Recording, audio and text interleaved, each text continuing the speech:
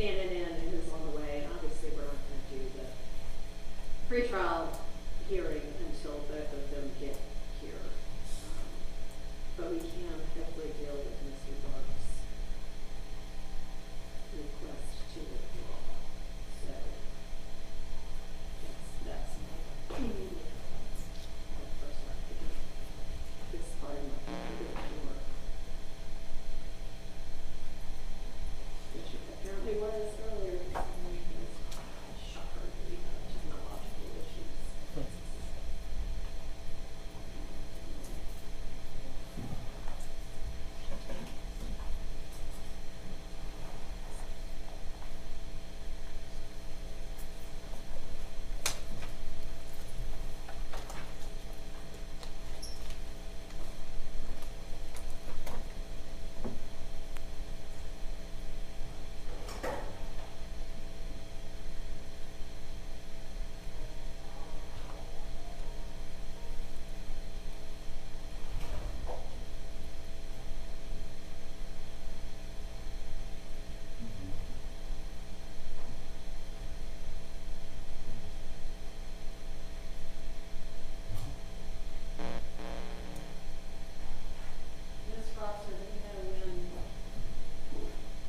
GPDC is going to be able to join.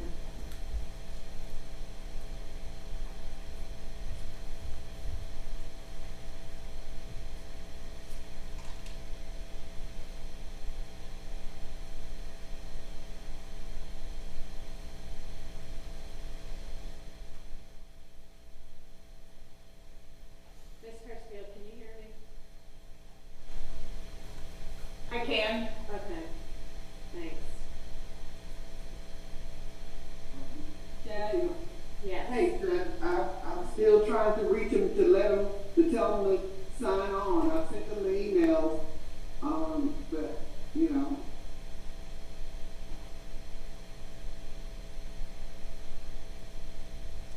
All right, so, Mr. Dark, you're going to need to file a motion.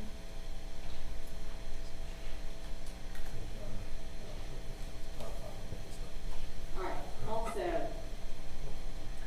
you represent in the motion that you have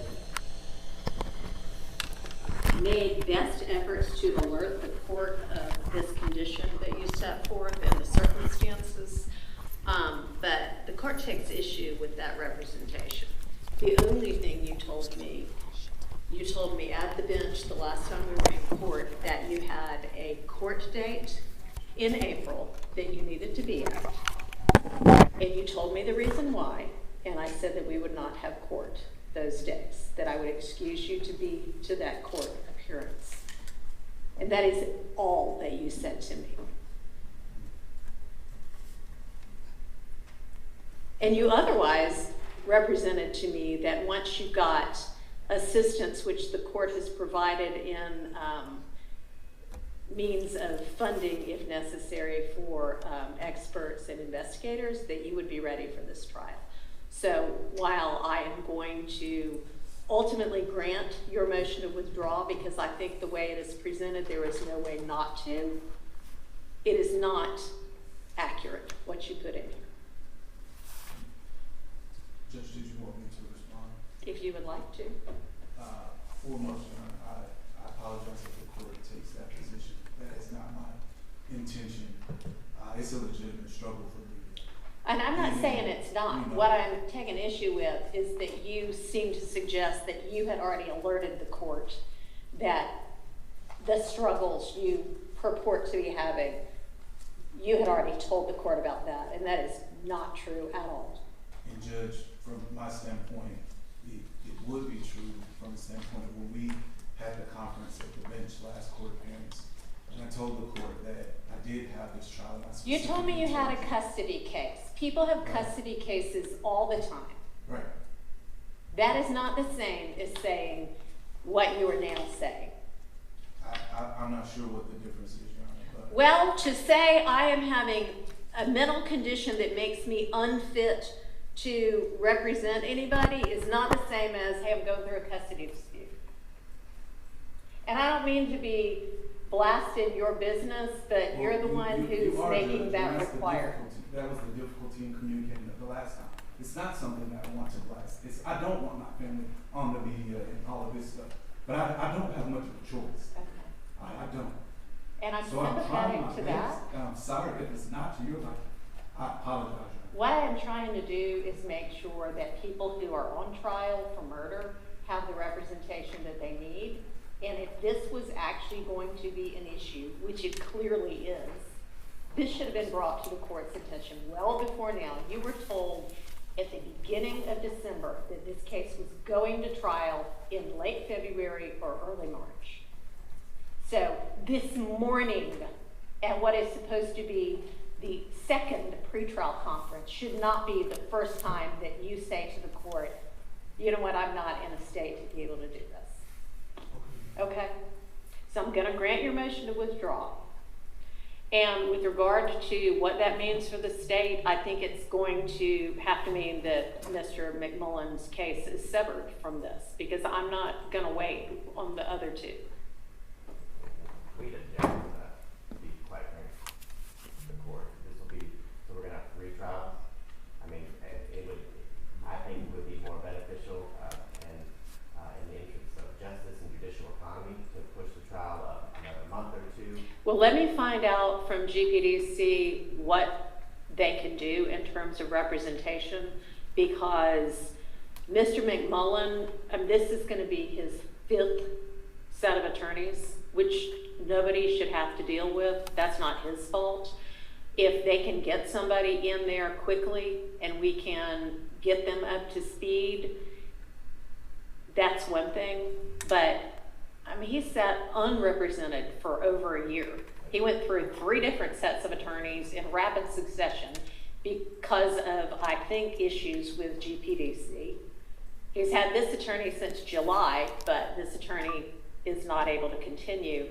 So I don't know. I'm going to have to hear from them. And then I don't want to make light of Mr. McMullen's situation as it relates to his legal counsel, but I think it'd be relevant for the court to be made aware or be reminded that Mr. McMullen, he's serving a number of years in the Department of Corrections still.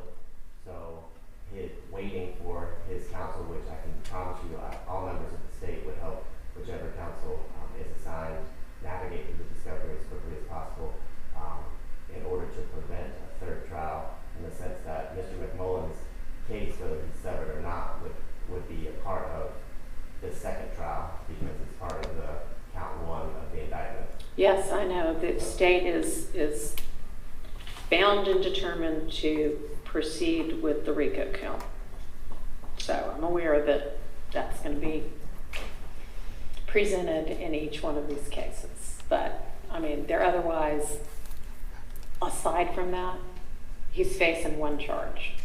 That's murder. That's a serious charge. Agreed. And, whether he is already in custody for other issues or not is not really what I meant. I meant nobody should have to go to court and face trial on a murder charge without an attorney who's prepared to try the case. 100%. I guess my point was, and I mean this in all due respect, that the state should be penalized for that as well, because we have limited resources, I limited understand. employees. A 3rd trial would not be something that would be beneficial to anyone, but I would say it would definitely not be something that would. I've just got to find out what our options are. Yes, Your Honor. Mr. Dark, can you, I know one of the issues that you said you faced when you first were appointed to represent Mr. McMullen was that you didn't have discovery. Now, you apparently didn't take any steps to get the discovery from the state, but you have the discovery now, correct? Yes, Your Honor, I have the link, and I also have a 8 terabyte. Okay, let me ask you this. Can you, because I do not know yet who will take over Mr. McMullen's representation, can you just get the entirety of your file and bring it to the court, and I will hold it, I will not look at it, I will hold it so that whomever is ultimately appointed, I can give that to them and they can have the benefit of what you've done thus far? Your Honor, yes, I can Okay. bring the discovery and I can try to have it. I mean, not just I mean, everything you've worked on, Okay, okay? I mean, your entire file. okay. All right, I appreciate that. Is that something you can do? When can you get that to us? I'll have to look through the file to see, like, you know, counsel impressions and notes and things like that. Okay, I mean, you're welcome to put it in something sealed, but Okay. I mean, your attorney impressions and work product and what have you might be beneficial to Mr. McMullen's next attorney. I mean, yeah, I'd hate for he or she to have to start from square one if you've already gotten to square 25, you know? Okay. Okay. Does Mr. McMullen have any objection to that? No? Okay. All right, so can you get that to Chambers by like Wednesday of next week? I can do that. All right. If you will do an order, I will grant your motion to withdraw. And Mr. McMullen, I'll do my best to get other counsel lined up as soon as possible. But I mean, you know, because you've had attorneys in the case and then out of the case, in the case and then out of the case, that our public defender system is great. Our conflict defender system is pretty good. Our conflict after you move past the second appointed attorney in a case is sometimes a challenge because of a lot of reasons, one of which is probably we don't pay them enough, but it's just challenging to get attorneys who are capable and willing to take on complicated cases. So I'll do what I can. Okay, so any word, Ms. Rosser, from GPDC? Judge, Mr. Price is supposed to be logging on shortly. Okay. He has not yet, and Ms. Rosser is on her way down. Is what? She's on her way down Okay. to one seat. All right.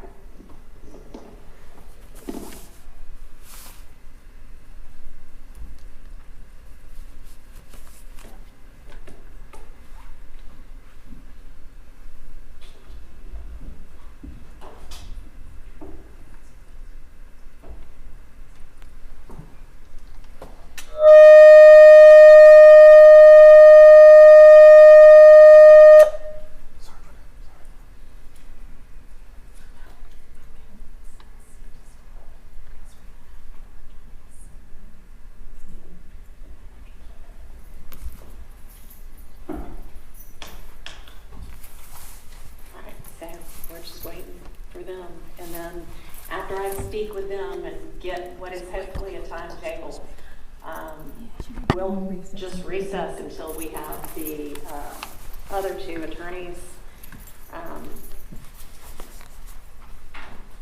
and then we may or may not, depending upon what they say about timing, go forward with the pretrial conference.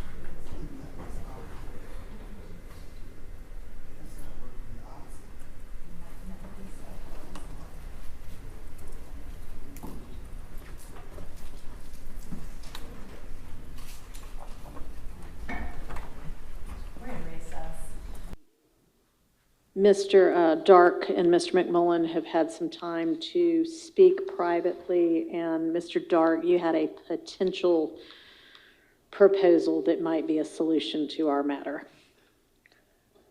Yes, Your Honor.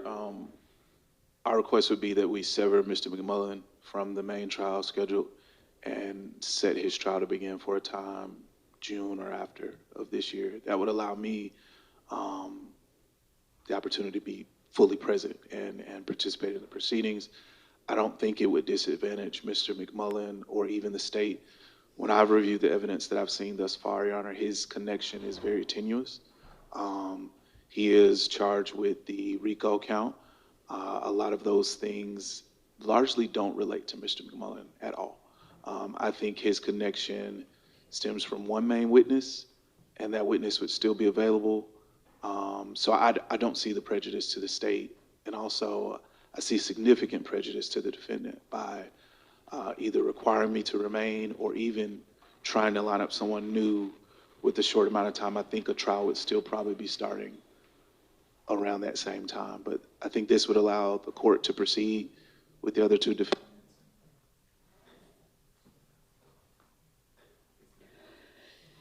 This would allow the court to proceed with the other two defendants and respect all the rights with respect to Mr. McMullen as well. Okay, well, I do think it would be a better idea if you feel like you'll be up to it once you get past your personal matter, your custody matter in April, to allow Mr. McMullen some continuity of counsel. You've been his attorney since July, and I think you're the only attorney who's been with him for any significant amount of time. And I know that you've been working on the case and you've gotten funds for experts and been pursuing that as well. So I would certainly rather you stay on the case, even if that means that it gets moved back a few months. One thing I would inquire about is if you believe you will be ready to try the case and fully present in, let's say, June. At that point, we're talking about, a 4-month delay. If we had to secure a new attorney for Mr. McMullen, we'd probably need to give him or her that much time or close to that much time to get ready anyway. I know the state has opposed severing Mr. McMullen out because it's a burden upon the state to have to try 2 cases instead of 1 when there is some at least alleged connection amongst these 3 remaining defendants. That mainly it appears being the RICO count, that is count 1. If we move the entire case to June,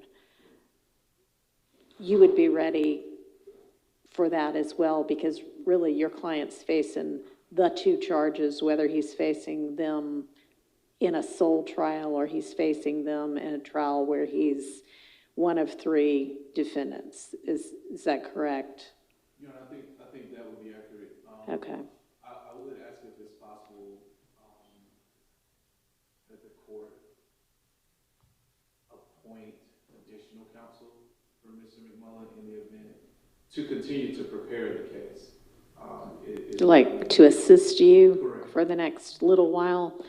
All right, Mr. Lawimba has graciously joined us, I assume as a representative of GPDC. I had reached out because Mr. Dark is an appointed C3 attorney. Mr. Lawimba, I know you are just kind of parachuting into this matter.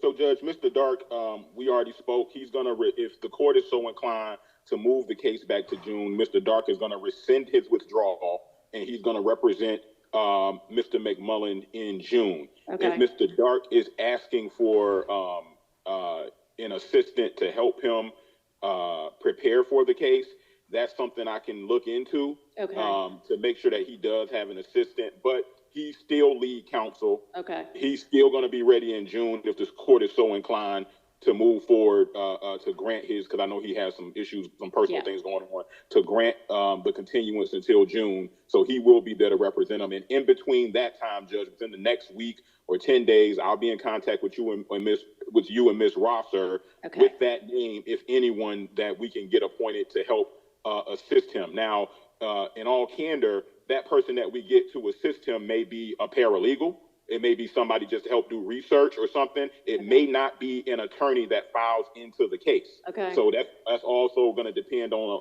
but I know he may need assistance with research, with kind of deciphering through the voluminous discovery. So I will try to get him those additional resources. So I don't want the court to look for another name to file into the case. Sure. That additional person may just be a really good paralegal that we can find and we can pay to help Mr. Dark throughout the process until June. All right, I'm sure he'd be appreciative of whatever assistance you all are able to come up with. He's nodding in a sense, so that sounds good. If it is an attorney, great. If it's a really great paralegal, also great. So I appreciate you making sure that gets done.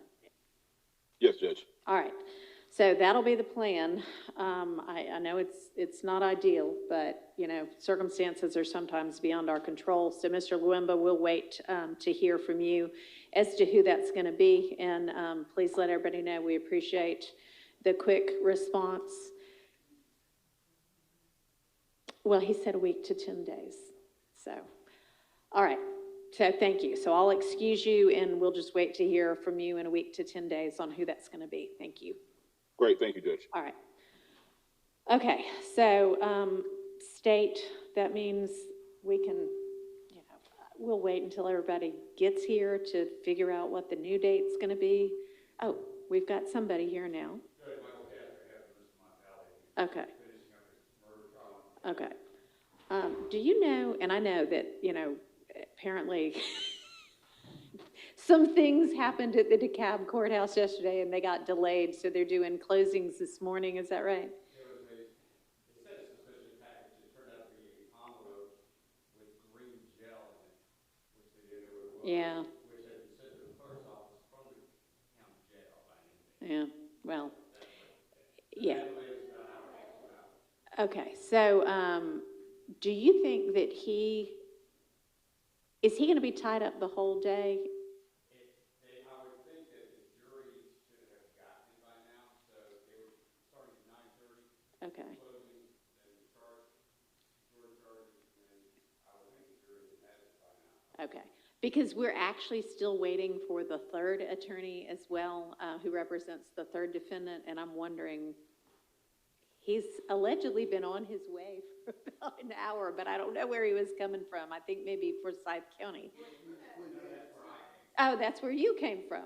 So, do we know, Mr. All right, speak of the devil, so to speak. Okay. Why don't we take a quick recess? We'll get everybody back in place, and then we'll go on the record and sort out kind of how to move forward.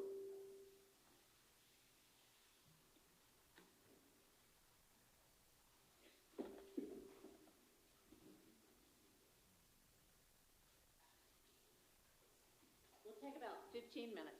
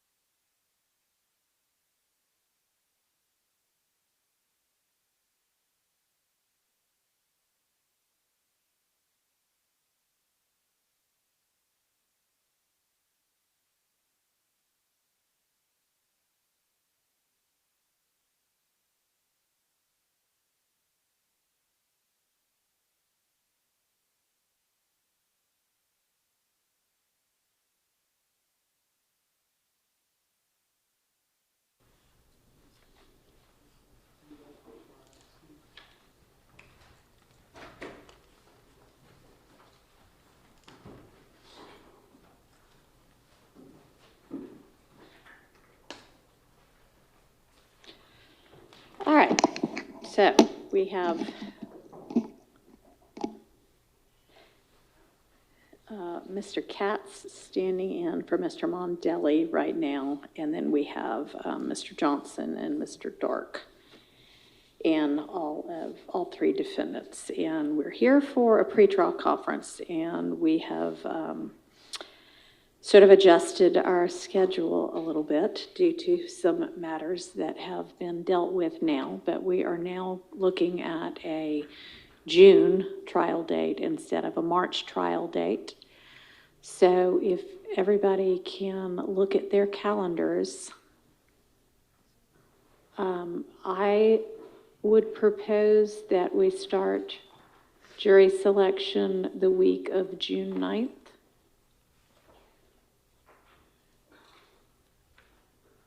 And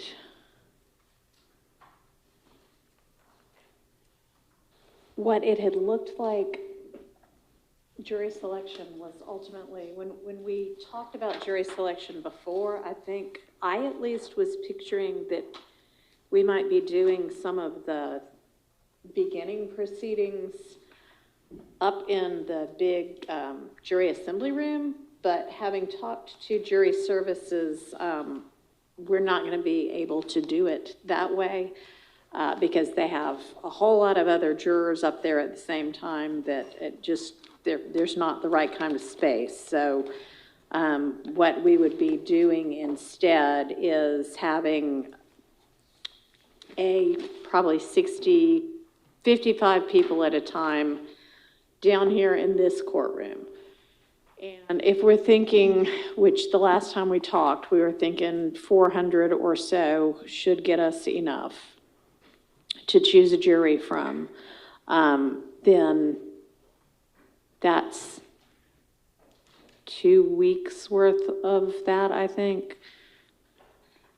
We can, Monday, Tuesday, Wednesday, and Thursday is when they have jurors available. And so we'd basically do, 55 Monday, 55 Tuesday, 55 Wednesday, 55 Thursday, and then we'd have to do a second week of that as well.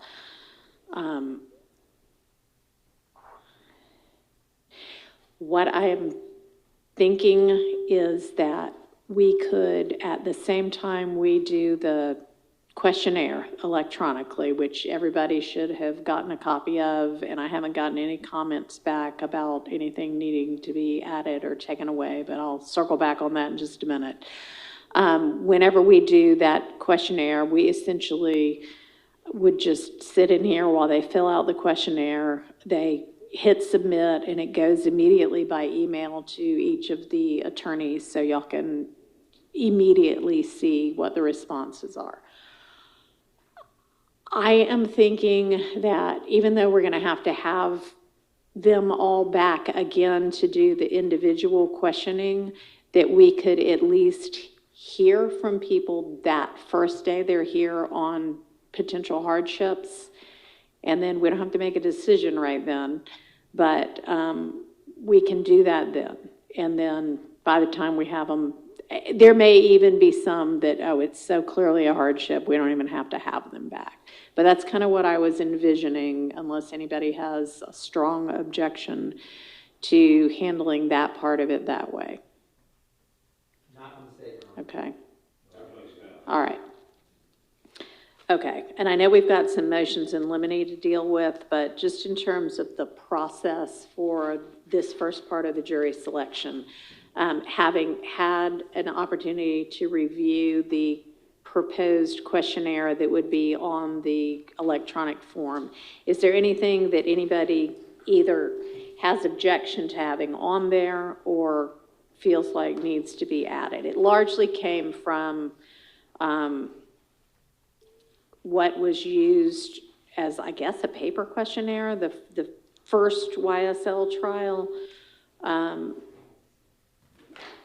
but y'all let me know.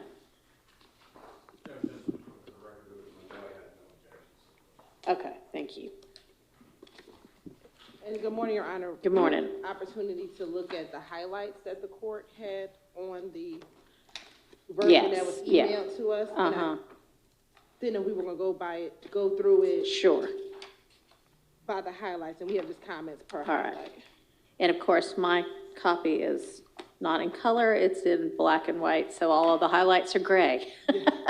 Because as you all know, I had some highlights that were for IT for purposes of putting the survey, uploading the survey, and then some highlights that were for us to discuss. So,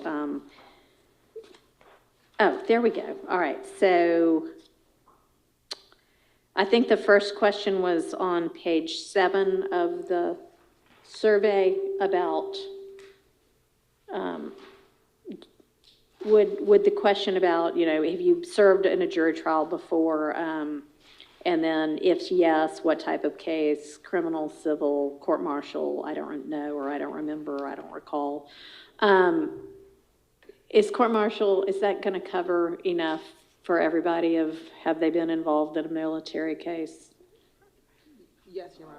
Your Honor, I would, or been subject to any form of discipline under UCMJ, because the military has judicial and non-judicial punishment. Okay, so this was, we can add that question if it's not in there, but this was like, have you served as a juror before? So I think there's, later on, we maybe get to, you know, had they served in the military at all. So let's go through it, and if we don't see that question, then let's circle back. And it's under what was the discipline under? The Uniform Code of Military Justice, UCMJ. Okay. All right, so everybody fine with just, we ask, have you served in a court-martial? Yes, Your Honor. All right. The next question that I wanted us to discuss was on page 12. What's currently Q50?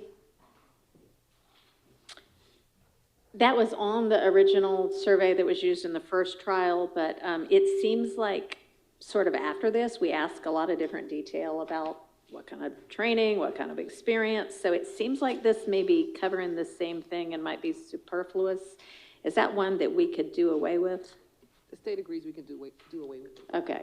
Any objection from the defense to doing away with that question, since we ask it essentially in greater detail in further questions later?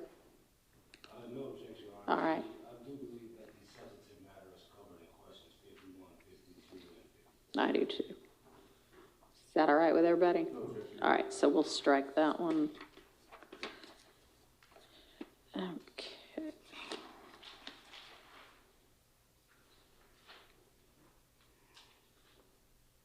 All right, and question 55 is actually, have you ever served in the military or armed forces? So I guess if we wanted to ask that discipline question, that might be the place to put that? Yes. Okay, so then, have you ever been disciplined under the UCMJ would be the question. Okay, let me jot that down.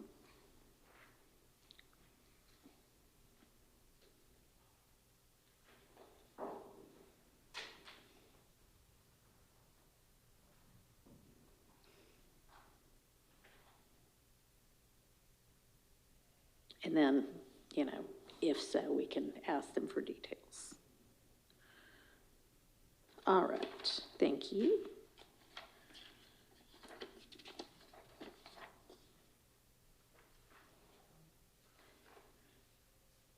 All right, I think next one is page 18. What's currently question 73.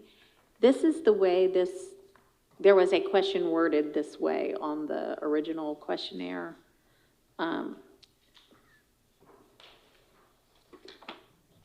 Is this how you want it worded? Does anybody want to change that wording? Your Honor, and to be clear, the jurors will complete this after either hearing the indictment or the summary of the indictment. The summary of the indictment, yes. And we'll have to discuss how much detail we want to include in the summary.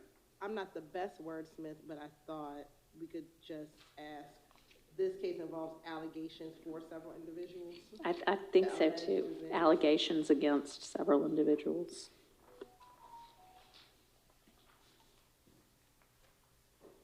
Everybody okay with that wording? Yes, Your Honor. All right. And then I think in paragraph or in the second sentence. The alleged events, Surrounding these allegations. strikes surrounding these arrests.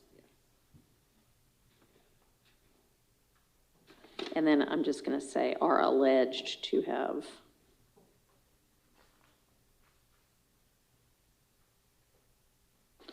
occurred between, is our correct date still? No, Your Honor, I believe it'll be March 2022. I want to confirm. And then how about the beginning date? Yes. All right. I'm not clear, you're saying January is correct and it's going to March. It sounds like January 2015 to March 2022. All right. Oh, and I'm sorry, Your Honor, April 2022. April 2022. Okay.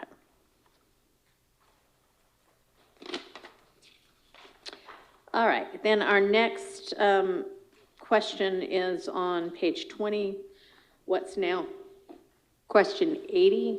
And I was just unclear, and I think they might be unclear as well. The question currently asks about how much time you spend on the internet, and then they can choose different answers. And then the next one is how much time do you spend on social media? And they choose, do we mean how much time do you spend on the internet aside from social media? And then also, do we mean, or do y'all mean, these are your questions, time on the internet that's non-work time? Because I'd imagine some people have to be on the internet all day for their job, so you would get, 5+ hours is the answer. So do we want to clarify that question some? Yes, Your Honor, and we thought that for question 80, the concern is more of how much time do you spend on social media? That's kind of what I thought. internet. Okay. So then do we just, if we get the, how much time do you spend on social media per day, that's really what everybody wanted to find out? No, Your Honor, I mean, as far as the combination of questions. Yeah. I believe that question 80 should ask how much time do they spend on the internet aside. Okay. So then maybe I'll flip the, And I believe that both questions are necessary because what it does is it provides us an opportunity to see the delve into things that they may get into Okay. on the internet outside of social all right. media, meaning law blogs or anything. All right. So how much time do you spend on the internet today aside from time on social media? Or separate from social media? How do you want to ask it? Well, I think the first question should be aside from work. That would give us an Okay. idea how much time they're on the internet. Aside from work, okay. Yes, Your Honor. And then with the second question, how much time do you spend on social media? That would allow us to then delve into what do they go and what are they on the internet Perfect. for outside of social media. Okay, so question 80, how much time do you spend on the internet per day aside from work? And then the second question would be, how much time do you spend on social media per day? Does that work for everybody? Yes, Mom. All right. Sounds good.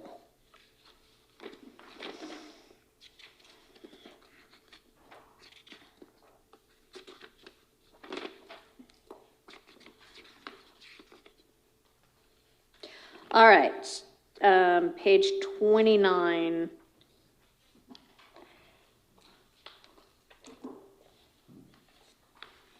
And I guess this is more a question for the state than the defense, because the indictment and the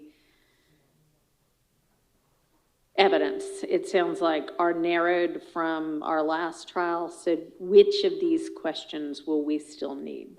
Your Honor, we think we do not need question 114 and question 116. Okay.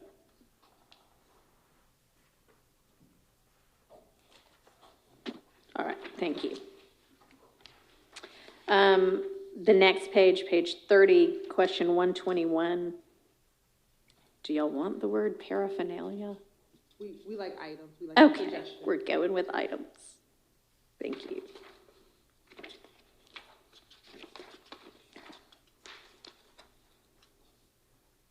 Your Honor, and on page 31, question 124 is duplicative of question 53. Thank you. So, let's see, where's the better place for that question?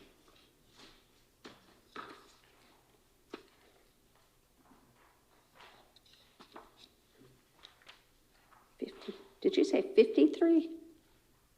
Yes.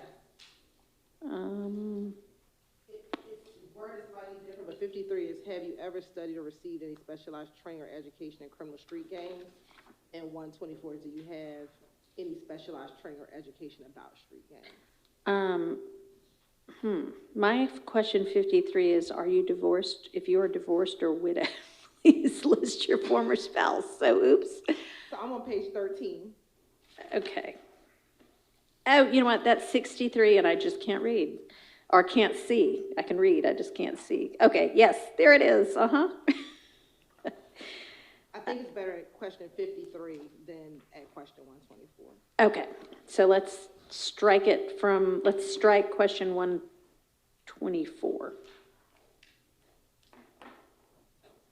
Because it's already been asked. Thank you.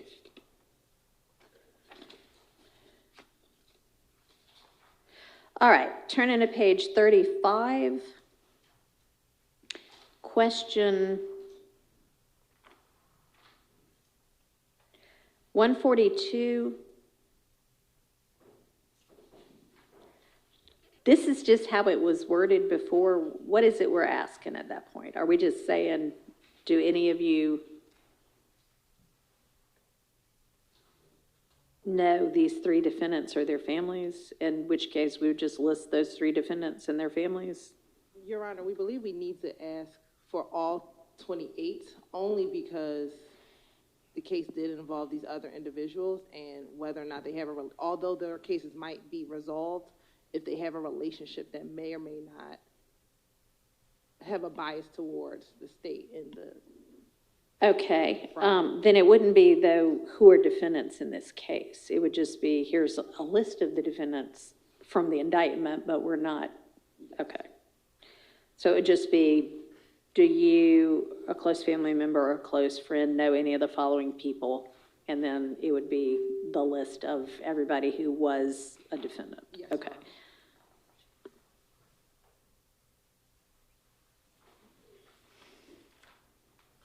All right, and then do you, a family member or a close friend, know any of the following lawyers?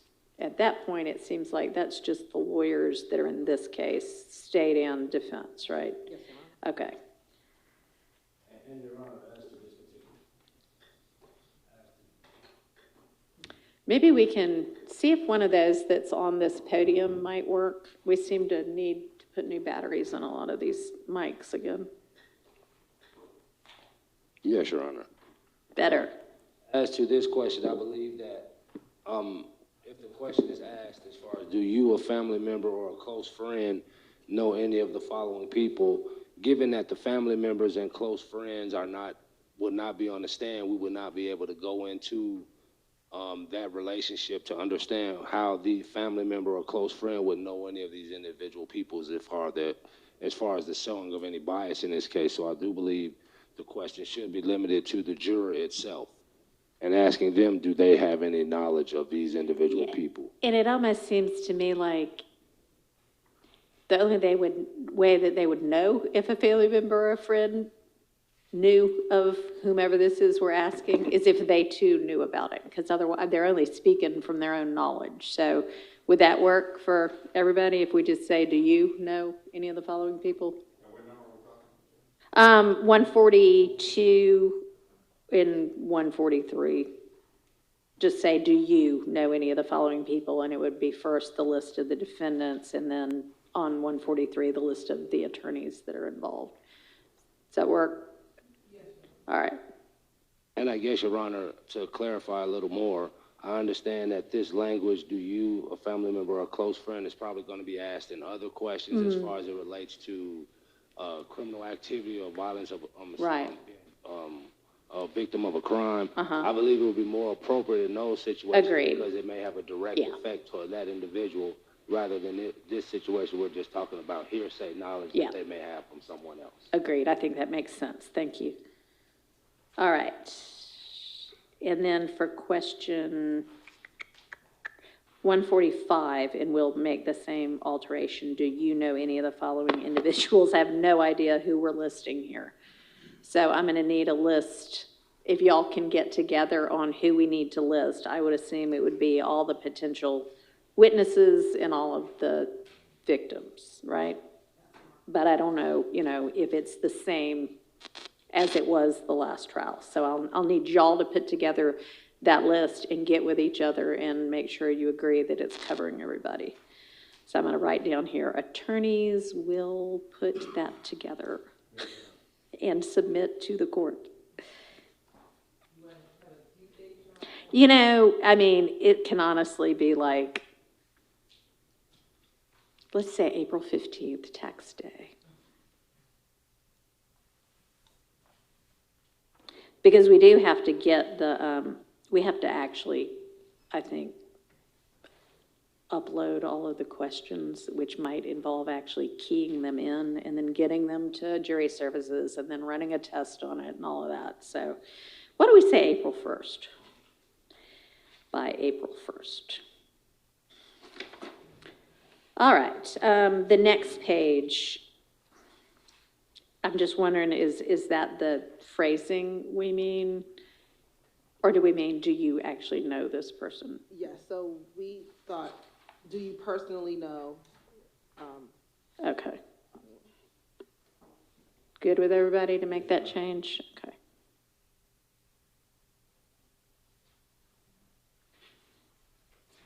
All right, and then 147, 148, and 149, do we need any of those questions in this case? Your Honor, we think we do not need 147 or 148. Okay. We would ask, and I thought we asked this initially, but we are asking, have you ever heard of 30 Deep or Blue Jeans Bandit? Or the Blue Jeans Bandits? And that could be one question. 30, all right, so I'm sorry, 30 Deep or who? Blue Jeans Bandits. Blue Jeans Bandits. So do you want the sex, money, murder? Yes.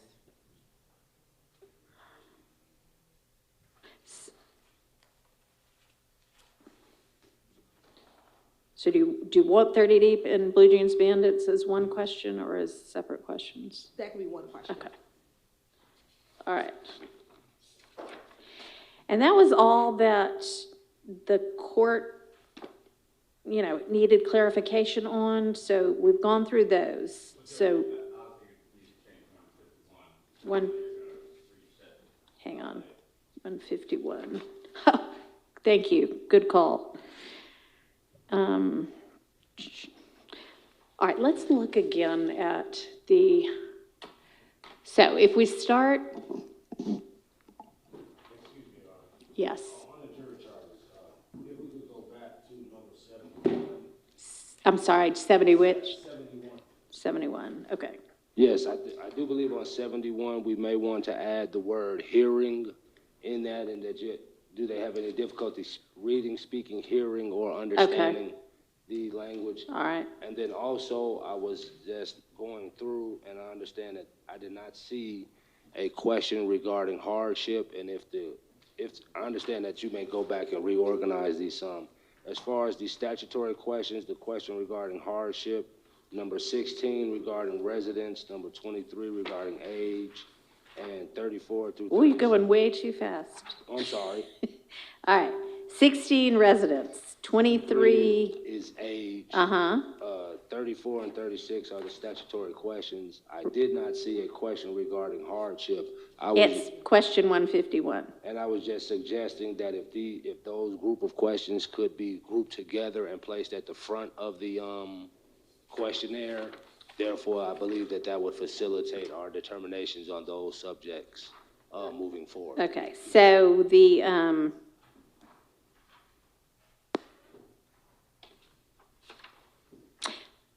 so the kind of almost like 1 through 15 are, well, 1 through 14 are kind of like just identifier questions, like what's your address, things like that, which is kind of what we have on our jury summons that comes back anyway. The residents, 15 and 16, about Fulton County, And honestly, like 17 and 18, oh, how many years have you been a resident? And let's look back on page 4. So have you been a resident? Are you a resident of Fulton County? Have you been for the last 6 months? That would qualify them or not. So then after that, it's how many years have you been a, I guess that is Fulton County resident. I'll add that in so it's more clear. 18 is other places you've lived and for how long? Does anybody want that? I mean, I'm happy to strike any number of these if y'all don't necessarily want them. Question 18. Uh-huh.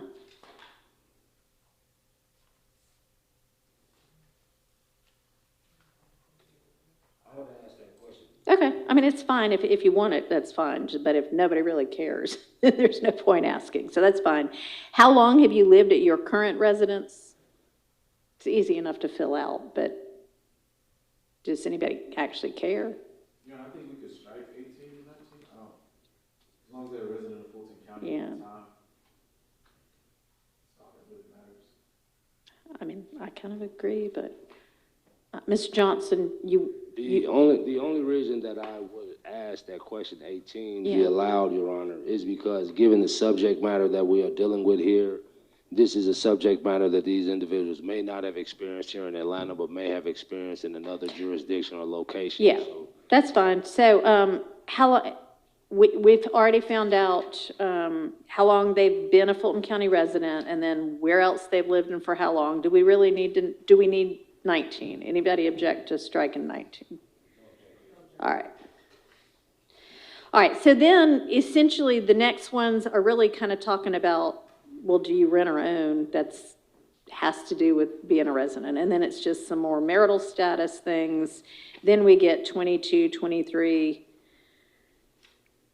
and 24 are, are you qualified or not? And then what was the next one? 30? 34 through 36. Okay. The statutory questions on the, So just move, you're suggesting move the statutory questions up before the, have you served on a jury trial? yes, Your I Honor. don't have any objection to that. We can move those. Along with the hardship question as well. I'm going to ask the hardship question last. Because, yeah, I'm just going to ask the hardship question last. All right, so move 34 through 36 to...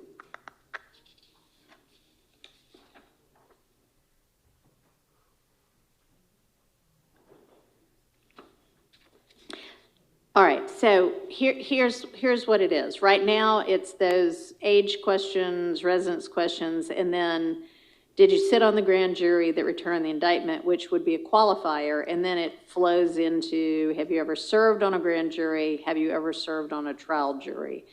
And that is why it was before the statutory questions.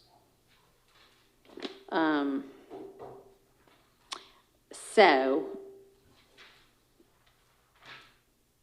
if we move it, I guess we'd move it to just below 23 before the grand jury question? That's fine, Your Honor. Anybody really care one way or another? Okay.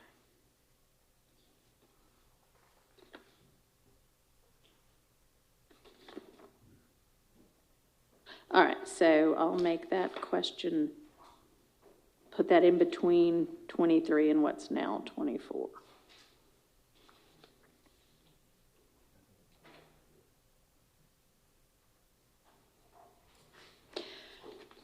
All right, so going back to question 151, which is the last question on there, and which is saying, all right, here's when we expect this trial to be. Do you have any hardships? I'm thinking if we start and have 2 weeks of these questionnaires, the week of the 9th and the week of the 16th of June, that would give us How long do you think it's gonna, when we do, y'all will have a lot of information about the jurors by the time they come back for individual questioning.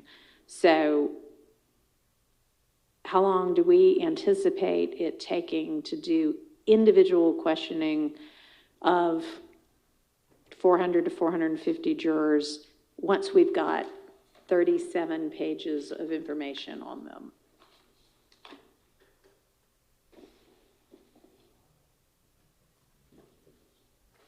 Well, Your Honor, I know in the, as Mr. Eppinger was part of the first trial in this case, Judge Glanville went through the hardship part of the questions first. And once we eliminated all of those people, then we started. Yeah. So that, what I'm proposing is while they are here the very first time, they fill out this questionnaire, and then anybody that has a hardship or thinks they have a hardship sticks around and tells us all what that is. And then we may not, some of them, we may just say, yeah, no, that's legitimate. We're excusing you. You can show up for some other jury some other time. So some of them, so we'll have questioned them about the hardship already that very first time we see them, the same day as the questionnaires, okay? So when we come back, we'll have gotten that out of the way. So when we come back, it'll be whatever y'all might want to follow up on from any of this.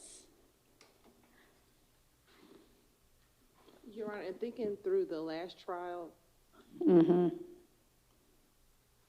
it took sometimes between 30 minutes and an hour, but we had more. Per witness?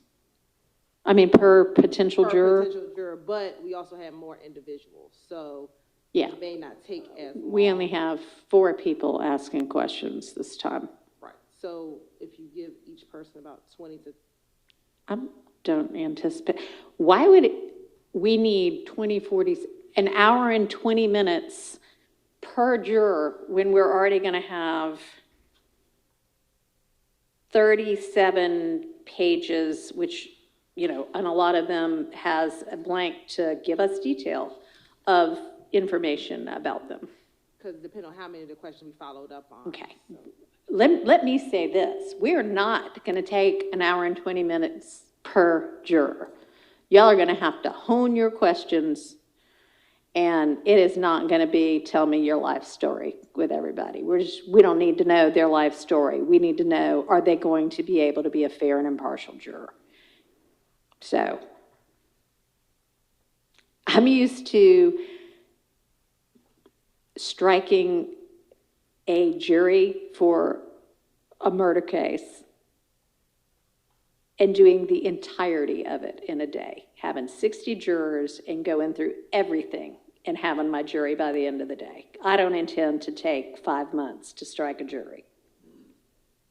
Okay, everybody clear on that? So let's realistically think about how long it's going to take. Well, Your Honor, given the fact that the defense goes second, Yeah. we have the opportunity to hear the questions that were asked before and not repeat them. So Yeah. We would be dependent upon the state's questions Okay. as far as the time frame in that matter. And Your Honor, just doing the math, it's 60 in one day. Yeah. It'll take 6 days, Okay. roughly. So, all right, so if we do June 9th week and June 16th week as the questionnaires and the hardships, and then we have people back June 23rd week and the, beginning of the June 30th, July 1st, 2nd, maybe 3rd week. We're looking to start trial after the 4th of July.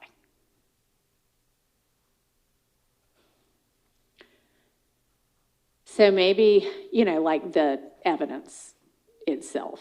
So maybe we say on our question 151, this trial is expected to start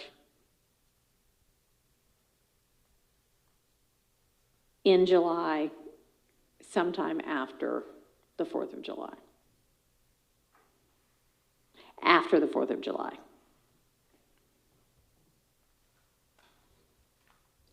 Which is a Friday. is expected to start after the 4th of July and last somewhere between, are we all still anticipating between 1 and 3 months? Yes, Your Honor. Okay. All right. So I'll make that change to question 151. Any other comments, additions, objections on this jury questionnaire? Your Honor, on the previous questionnaire, we had asked the jurors if they had social media accounts, their handles. Would the court be inclined to ask their social media handles? No, the court would not be inclined to ask that.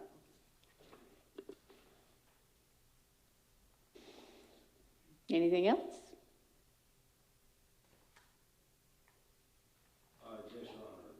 I was just thinking that, if we're starting the trial in, I guess, after the 4th of July, then any juror who may potentially have travel plans on the 4th of July could affect the questionnaire process itself.